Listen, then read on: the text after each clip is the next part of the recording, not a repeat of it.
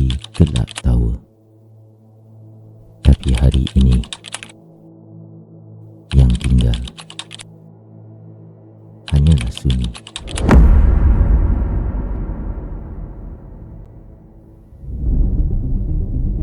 Sebuah kota boleh berubah dalam sekelip mata. Bangunan semakin tinggi, jalan semakin sibuk dan masa terus bergerak ke hadapan. Tetapi di sebalik kemajuan ini, masih ada cerita yang jarang kita dengar.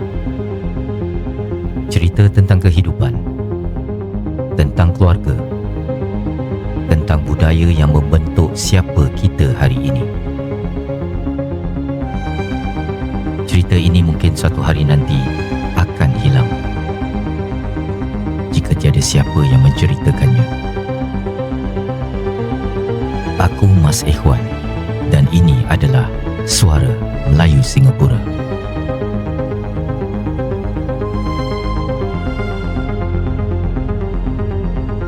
Kita nak baca. So after he's being cool,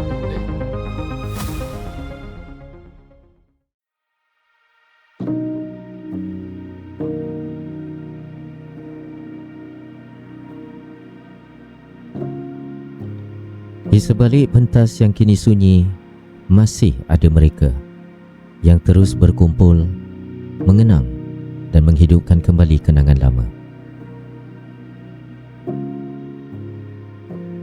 Kami, Suara Melayu Singapura, diundang oleh Abang Hussein Saban untuk bersama dalam satu majlis yang penuh bermakna, iaitu majlis doa arwah bersama pelawak-pelawak legenda tanah air Singapura di memanda The Table Spread dalam bulan Ramadan.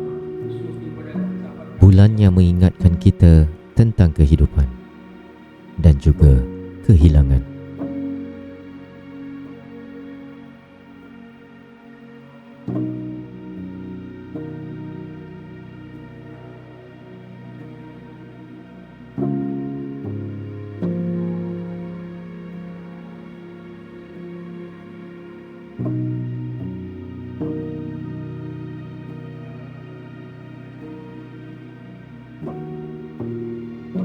Assalamualaikum warahmatullahi wabarakatuh. Bismillahirrahmanirrahim. Alhamdulillah, pertama kali marilah kita memanjatkan rasa syukur kehadrat Allah Subhanahu Wa Taala kerana dengan izin dan rahmatnya kita dapat berkumpul pada petang yang penuh keberkatan ini di memandang The Table Spread bagi menghadirkan majlis doa arwah sepanjang Ramadan. Bagi pihak pemandang, saya ingin merangkamkan setinggi-tinggi penghargaan dan terima kasih kepada semua tetamu yang hadir pada hari ini. Kehadiran tuan-tuan dan puan-puan amat bermakna dalam sama-sama kita mengenang serta mendoakan insan-insan seni tanah air yang telah pergi meninggalkan kita.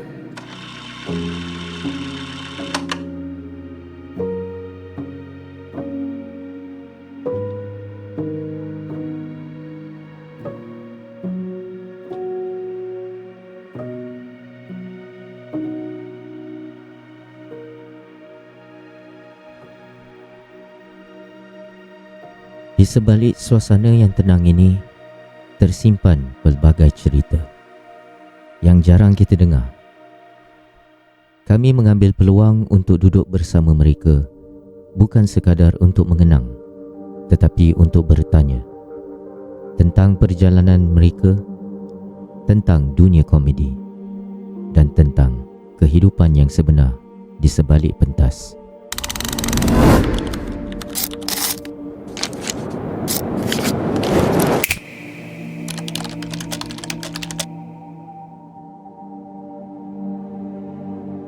Assalamualaikum bang, saya Nura daripada SMS Suara Melayu Singapura. Saya akan menanyakan abang tentang beberapa soalan lah tentang acara untuk malam ni. First thing first, abang boleh perkenalkan diri abang? Okey, pertama saya jawab salam awak.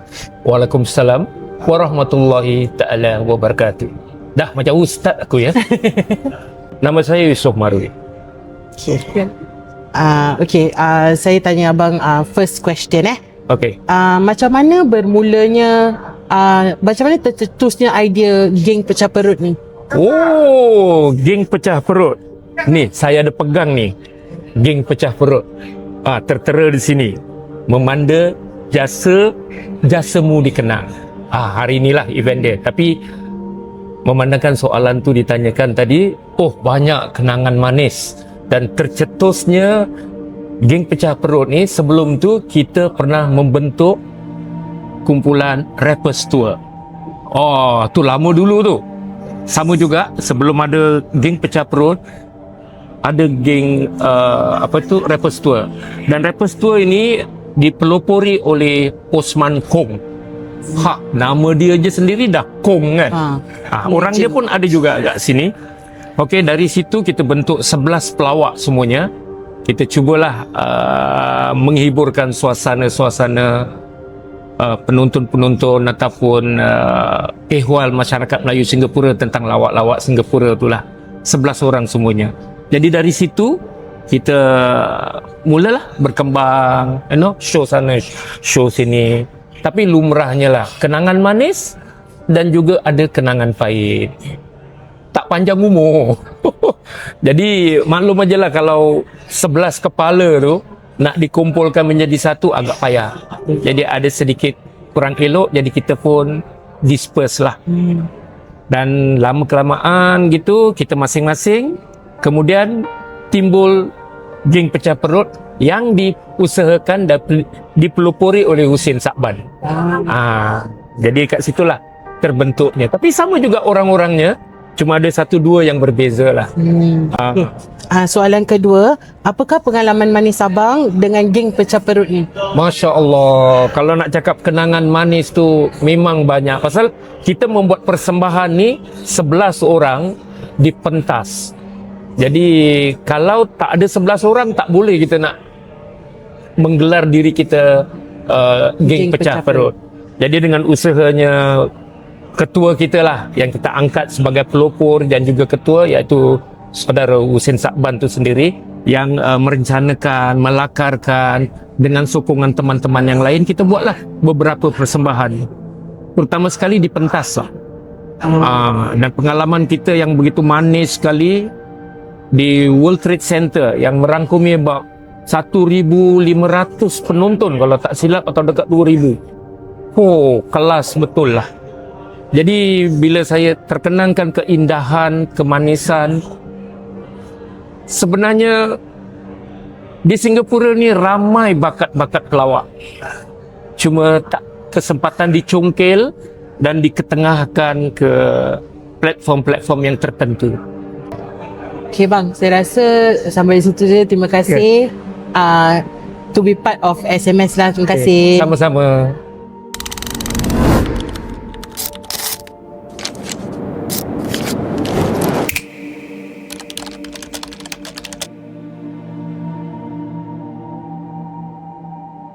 Okay, Maliha. Ya. Nura nak tanya Maliha soalan Ya.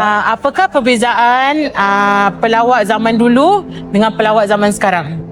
Perbezaan kalau pelawak ni tak ada beberapa banyak perbezaan lah. Pasal kita ni nak menghiburkan orang. Jadi idea-idea yang pada kita tu spontan. Kalau kita macam ikut skrip tak boleh ketawa lah. Tapi perbezaannya yang tertera, dulu-dulu punya pelawak, kalau orang tak ketawa, dia suka buat slapstick. Slapstick lah, dia kata terjatuh ke apa.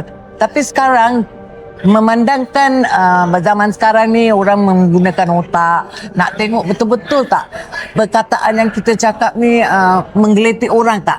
Jadi kita kena berfikir yang apabila kita bikin lawak tu mesti ada makna dan juga boleh menghiburkan orang. Okey, Assalamualaikum. Bang, boleh kenalkan diri abang dulu? Ya, nama saya Sahfuddin Mahfuz. Tak ada nama glamour. Itulah nama dia. Soalan yang pertama yang saya nak bentangkan adalah, pada pendapat abang, apa dia beza antara pelawak lama dan pelawak baru? Kalau perbezaan tu memanglah banyak. Kerana kalau pelawak generasi saya masa tu, kita ni macam family, kita macam adik-beradik. Dia kita ni amat besar, bagi diri kita ni amat besar, kerana bila kita rasa diri kita family dan adik-beradik, salah silap kita, gurau senda kita, terpukul, apa semua, kita secara langsung dapat memaafkan antara satu sama lain, rather than kita akan bermusuh-musuhan. Itu yang perbezaan dia yang ketara sangat. Tapi kalau kita tidak ada serasi dalam keadaan itu, kita akan berpecah belah. Itu yang saya tak nampak generasi sekarang.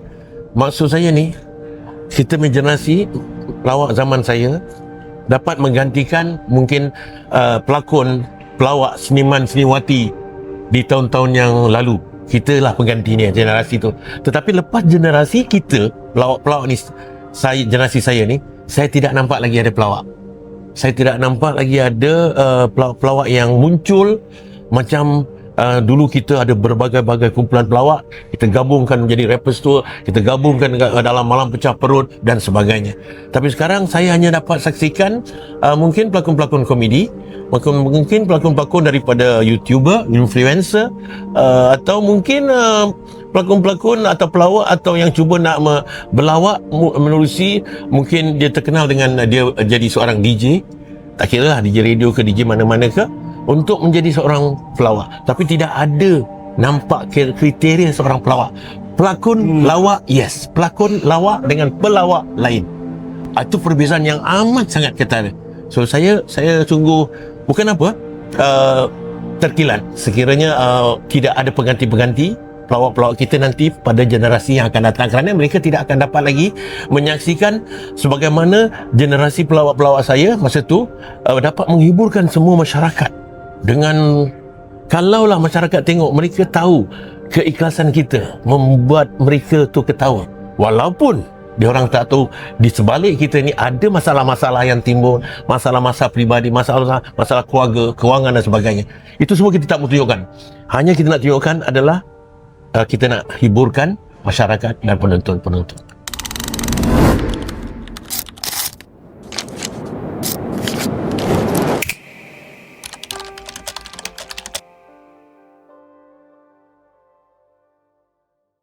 Okey, itu baru faham. Okey, soalan yang seterusnya ada agak sikit sentimental sikit. Okey. Yalah. Okey, soalannya berbentuk macam gini ya. Jika satu hari nanti abang tiada, apa yang abang harapkan orang yang akan ingat tentang abang? Wah, kita sebenarnya bila kita dengar peribahasa lama tu, harimau mati meninggalkan belang, kita manusia meninggalkan nama. Jadi itulah, bila kita ni kalau dah ada nama ni, lebih-lebih lagi kalau pelawak-pelawak, pelakon-pelakon, artis-artis, seniman-seniwati, kita hanya pergi dengan bawa nama saja yang akan dikenang sebenarnya. Tapi selain daripada itu, kita naklah kalau dapat mereka sentiasalah memberi kita sedekahkan Fatihah terlebih dulu pada kita, dan juga mendoakan kita di sana nanti tu untuk senang, aman, tenang di sana, rather than mengutuk atau mengeji kita atau tak suka apa yang kita buat masa kita berlawak ke atau sebagainya. Mudah-mudahan dapat mendoakan kita yang terbaik lah, insyaAllah. InsyaAllah. Okey, itu saja ya bang. Terima kasih.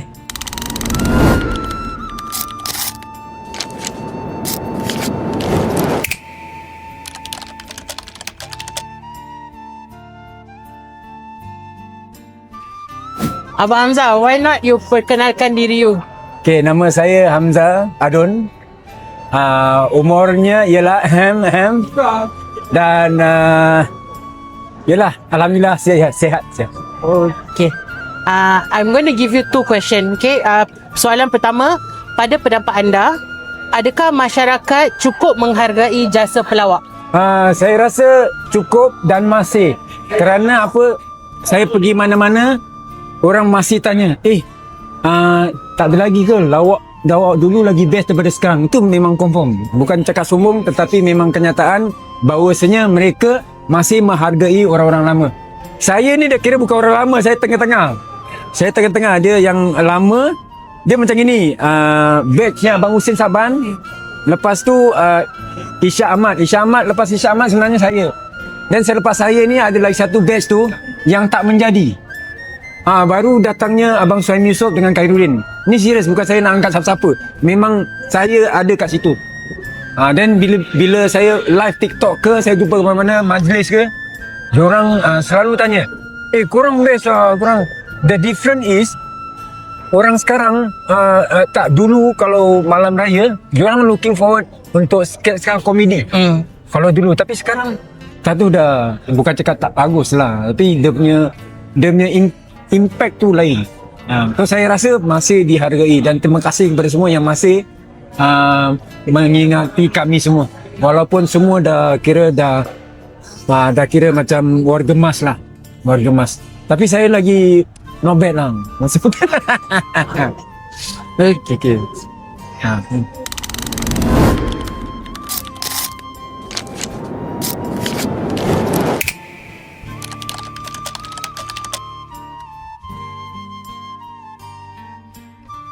Okay, soalan nombor 2.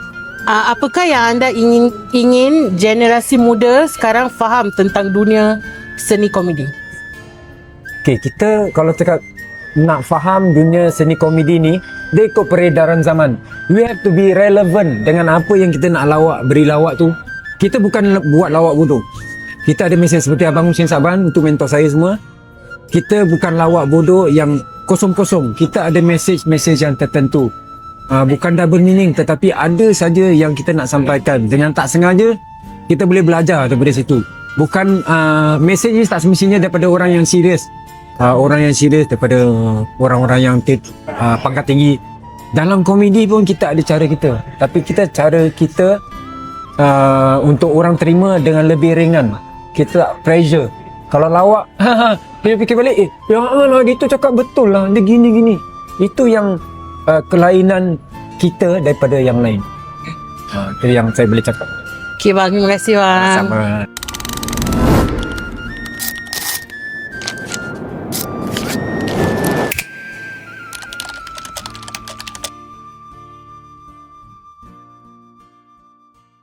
Okay bang, can you introduce yourself? Okay, nama saya Rizal Noor. Saya penyanyi, komposer, arranger, beat part-time actor. Apa yang saya boleh buat, saya buat lah. Okay, I got one question for you. Sure. Apakah pendapat anda tentang pelawak-pelawak veteran Singapura?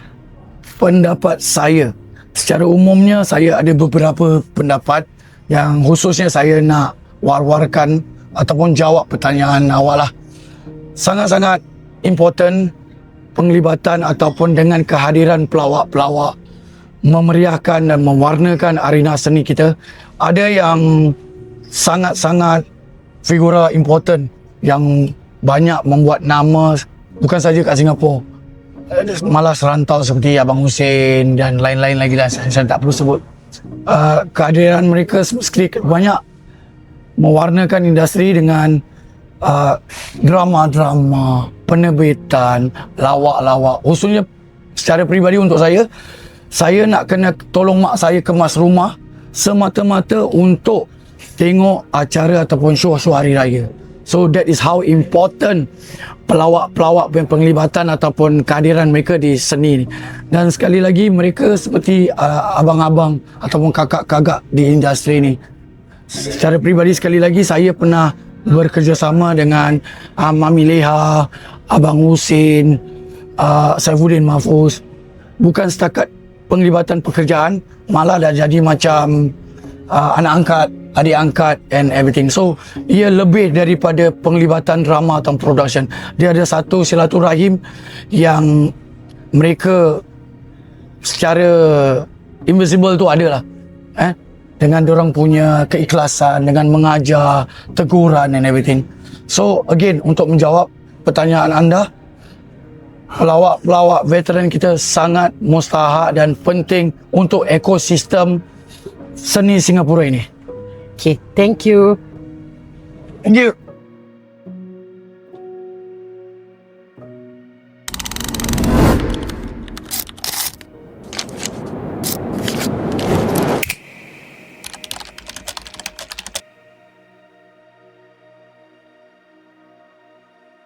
Okay, Assalamualaikum. Selamat kita kembali di Suara Melayu Singapura SMS. Dan okay, dia tak lekap kalau kita tak wawancara Tuan Yang Empunyai Diri yang merencanakan benda tahlil ni, dan Abang Husin Saban.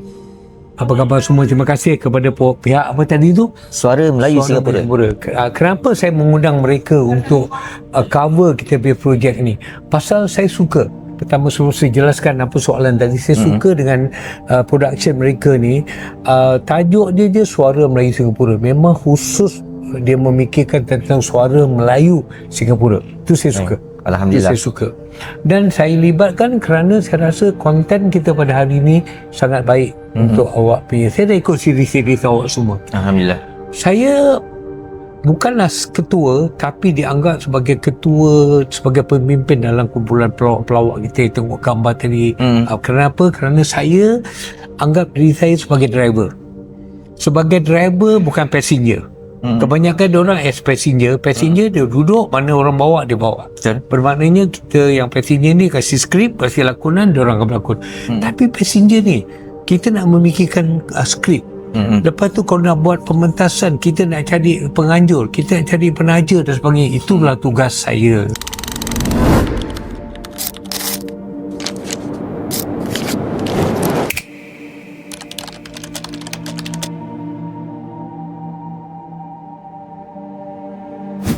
Jadi kenapa projek ni buat dalam bulan puasa ni, bulan yang mulia ni, saya tidur tak tahu kenapalah Allah datangkan Allahyarham Alias Kadir dalam mimpi saya. Abang mimpikan arwah Alias Kadir dalam mimpi. Walaupun dia tak berbual dalam mimpi tu, wajah dia menghadap saya tu, saya dapat bayangkan dia macam merindui kami. Allah. Dan bila saya sedar, saya hampir nak menangis kerana rindu juga. Jadi saya fikir mungkin saya kena buat sesuatu untuk buatkan doa dan sebagainya dalam bulan mulia ni, bukan untuk dia, untuk teman-teman saya yang satu grup yang dah tak ada, untuk semua sekali lah orang-orang seni dan insan-insan di dunia ni. Jadi makanya bila saya tanya dengan teman-teman kita yang rapat, orang-orang penting yang dalam gambar tu yang masih ada, semua nak datang. Jadi bila semua nak datang, terjadilah. Lepas tu pula saya ditanya dengan awak pula, awak pun nak datang. Itulah terjadinya acara hari ini. Alhamdulillah.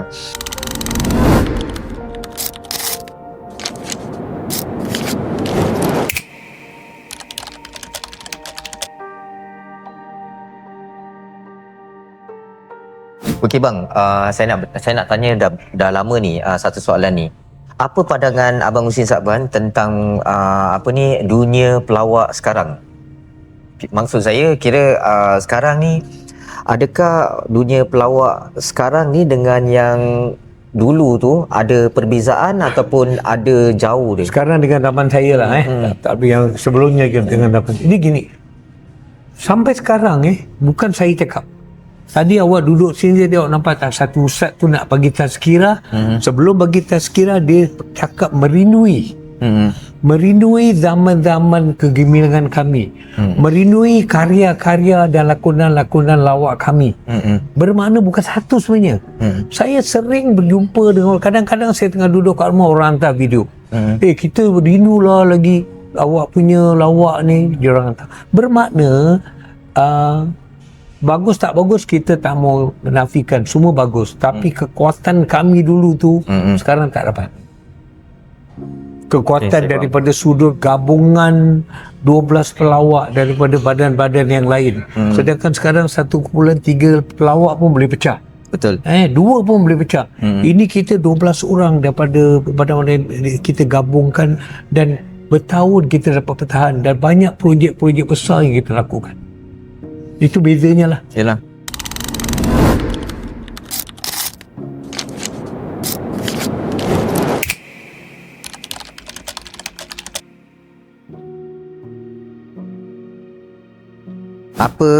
Adakah ketawa itu sekadar hiburan untuk bagi Abang Husin Saban, ataupun sebenarnya satu bentuk perjuangan untuk abang? Okey, dia gini. Ada ketawa ilmu, ada ketawa bodoh. Okey. Ada ketawa bodoh. Ada ketawa bodoh tu kadang-kadang saya pernah terlibat dengan satu sitcom dengan satu orang barat lah. Orang barat. Kita buat lawak jangan kita ketawa lah. Kita buat lawak kita nak bagi orang ketawa. Gitu contohnya lah. Jadi bila cakap tentang repeat balik soalan apa tu tadi tentang Adakah lawak ketawa tu sekadar hiburan ataupun sebenarnya jadi saya selalu buat lawak saya lah kalau buat skrip sebagainya, saya banyak berkonsepkan sindir-sindir sayang. Okey. Sindir-sindir sayang tu kadang-kadang penonton tu dia ketawa, tapi sebenarnya dia ketawakan diri dia sendiri pasal cerita yang saya buat tu ada kena pada dia. Okey, faham. Tapi dia tak marah. Pasal dia tak marah, penyampaian saya tu dalam sudut inaga, katakan dia pernah berjudi lah, pernah beli nombor lah katakan Tapi bila saya buat cerita tu tentang orang macam cerita Keramat Barisan 3 tu dekat kubur Yang Ustaz Ahmad Dari tu. Saya yang dekat kubur tu dia datang nak anukan kubur, itu sekarang cerita tu je contoh Keramat Barisan 3. Dalam cerita tu sebenarnya keramat tu manusia yang buat.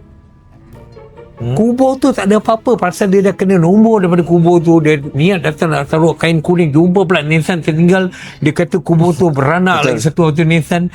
Jadi bagi orang yang ada pula datang bini cakap bila laki saya tolonglah anukan laki saya, minta nazar untuk laki dia supaya jangan. Jadi ini semua kejadian benar berlaku, tapi saya buat orang ketawa tapi ada nasihat di sebalik cerita tu. Yang ada ingat tak? Tutup kain kuning. Tahu kan? Makan ayam. Itu sebenarnya gini. Saya pernah menuntut kan. Kat masjid tu menuntut kasih ayat zikir banyak orang menurun tu. Sebelah saya semua dah saya berpuluh-puluh tak menurun. Orang 2-3 saya tak menurun. Okey. Jadi itu yang saya dapat idea, yang saya buat tu. Kenapa tak menurun? Kerana kita tak fokus. Kita kan dalam cerita tu saya seorang menurun. Suami aja nak menurun makan ayam. Contoh. Itu semua cerita-cerita saya buat ada makna je, ada message yang nak disampaikan. Okey bang.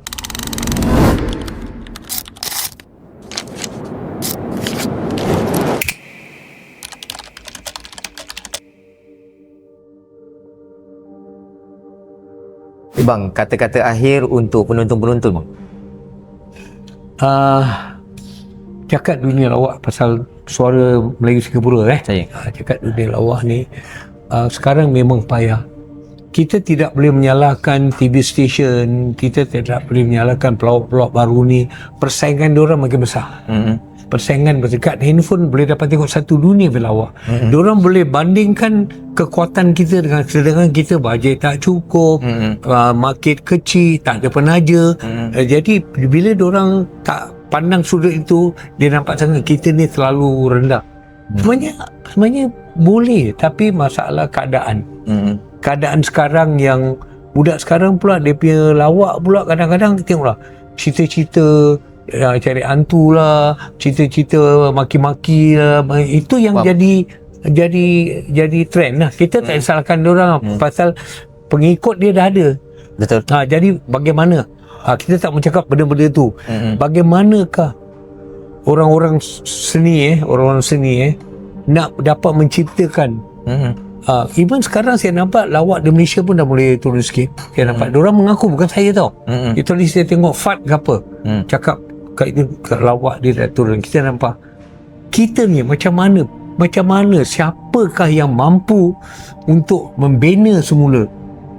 Zaman tak usah zaman saya tu dapat membina tu, dapat kumpulkan balik, bikin macam kita satu kumpulan besar dapat tak kumpulan besar pun satu kumpulan yang kita ciptakan 5 orang ke berapa orang yang kuat yang kuat dapat bawa era sekarang ni cerita dapat. Tapi cubalah, saya harapkan tu ada. Kalau macam kata bang, kalau ada satu kumpulan yang kat luar sana tu, ada kumpulan komedian ni ataupun pelawak ni yang perlu diasal, adakah abang sudi untuk asal pelawak-pelawak muda ni? Okey, saya boleh berkongsi lah. Ini bukan saya reka cerita benar. Sebelum saya pulang ke Singapura, saya 5 tahun dekat Astro jaga konten komedi. Saya jaga Meraja Omega, saya buat Karu Komedia dan sebagainya. Sampai saya balik kontrak lebih. Pernah satu ketika saya ada gambar dekat rumah. Saya dipanggil oleh senario. Okey. Orang-orang senario, 3 orang panggil saya. Minta saya, bang boleh tak manage dia orang. Pasal saya pula apik. Aziz nampak saya pernah work dengan diorang nampak macam mana saya punya kekuatan yang ada pada saya. Tapi saya dah nak balik. Kalau tidak, memang saya nak jaga diorang terbaik. ini contoh saya bilang contoh saya pernah buat projek dekat Malaysia. Pelawak-pelawak baru banyak lah, semua sekarang saya lah Nabil pun. Tapi bila saya buat satu projek dengan Saiful Apik, totally different. Apa perbezaan dia dua? Saiful Apik, pertama dia menghayati cerita kita. Respect. Paling mustahak sekarang, awak juga semua ni, saya nasihatkan, dua perkara mesti mau ada dalam diri. Respect dan disiplin. Bila awak tak ada respect, benda tu tak hancur. Apalagi tak ada disiplin. Saya pun Apik, saya suka dengan dia. Saya buat elak-elak tak salah dia program. Lepas recording ni, dia tak balik tu. Dia kan itu kumpulan cerita tu. Cast dia, main cast dia. Dia duduk kat kedai kopi pagi-pagi dia bincang untuk besok punya cerita. Jadi bila besok dia datang, tak kisah besok dia datang diorang dah prepare untuk kuatkan cerita saya. Tanya saya lagi, bang, abang bercerita semalam kita dah bincang gini-gini, bang, boleh tak kalau kita gini-gini? Saya tengok itu yang bezanya. Dia punya jiwa. Jiwa. Tanggungjawab. Dia jiwa. Buat lagi satu petua saya kasih so saya kasih dengan awak semua berkarya, jangan taruh duit nombor satu. Bila berkarya taruh duit nombor satu, kita cepat kecewa. Bila berkarya kita taruh nombor 2, nombor 3 duit. Bila kita kena benda-benda yang tak cantik, kita dah prepare. Orang lambat bayar lah, orang tak bayar, orang tipu lah, tu macam-macam lah katakan ni. Kita dah prepare. Pasal kita tak taruh nombor satu. Bila kita taruh nombor satu, kerana pasal sikit duit je kita mengamuk lah, kita bergaduh lah. Habis karya, habis kita berseni. Itu kalau nak bertahan dalam karya. Bersedialah itu semua. Jangan taruh nombor satu lah. Macam awak semua saya rasa. Contoh awak semua. Bila saya buat panggilan dengan awak, pertama sekali, ini benda tak ada duit, mendatangkan duit pada awak. Saya nampak. Tapi mendatangkan ada kebaikan pada awak. Betul. Duit dia datang gedean. Duit datang gedean bila projek yang awak buat ni menarik. Tapi kebaikan buat saya bagi, awak tak payah keluar duit. Betul. Awak berdepan dengan pelakon-pelakon yang setengah jam berapa harga tadi tu semua. Tapi ni hari diorang buat dengan percuma. Itu yang akan kita dapat nikmat dia, faedah dia. Pasal kita dua belah pihak sama-sama tak taruh duit. Betul. Kalau awak taruh duit bang, ini abang nak bagi saya shoot, berapa nak bayar? Saya tak nak. Saya bukan ada dapat apa-apa duit, orang datang free. Yalah, betul. Betul. Tapi awak tak tanya itu. Dan awak pula tak tanya saya, bang nak kena bayar tak budak orang-orang nak interview. Saya kata itulah kalau nak indah dalam seni macam ni, apa yang kita buat ni. Allahu Akbar. Terima kasih bang. Actually mata dah berair juga dengar-dengar benda macam gini. Pasal saya betul, saya cuma nak bikin satu konten, satu karya yang untuk masyarakat Singapura ni kenang balik pelawak-pelawak. Betul. Itu yang buat saya datang sini hari ni. Saya pula, saya bagi awak ni projek. Saya dah nampak siri-siri awak. Saya nak benda yang awak tak terfikir ni. Ada satu produk, kalau makanan lain yang awak hidangkan. Faham. Mudah-mudahan berjaya. Allah, insyaAllah. Terima kasih bang. Terima kasih banyak-banyak bang. Okay. Assalamualaikum semua.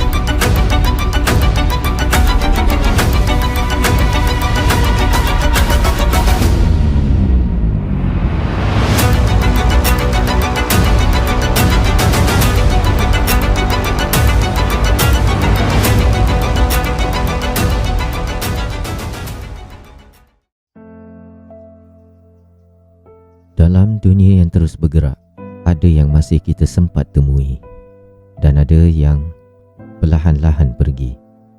Baru-baru ini, kita telah kehilangan seorang pelawak legenda tanah air Singapura. Namun sebelum pemergian itu, kami sempat bertemu beliau di Tampines Nursing Home Day Center for Seniors. Tanpa kami sedari, itulah detik terakhir.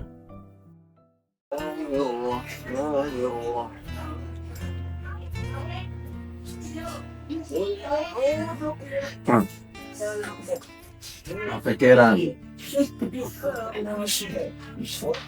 Kau fikir apa nak masak nanti ya? Ya, gitu. Yang ketawa. Dia sudah ingat yang dia kecil, yang pakai baju zero, with zero. Saya ingat, ketawa bila hati dia. Oh, yang dah pentas dia. Dia faham. Banyak orang suka tahu yang kaki goyang kat atas pentas. Apa-apa terjadi pun dia dah sayang semua. Dia ada kat sini. Yang betul ini, kanan kita reda ni. Tu. Reda. Dia dah, dia semayang, dia kata Allah. Jangan masih isa. Ambil lah. Dia dah juga. Dia tak sayang dia akan bisa tak makan. Dengan muka dia pun tinggi. Dia macam nak tinggal kasi tengok. Ambil aku kalau dia tidur bagi-bagi. Terima kasih banyak-banyak dengan kawan-kawan Robert. Mudah-mudahan minat-minat semua tahu, peminat-peminat semua tahu yang Robertnya sakit. Saya harap doakan Robert juga ya. Saya tak boleh cakap apa-apa lagi. Terima kasih banyak-banyak semua sekali yang kenal Robert ya.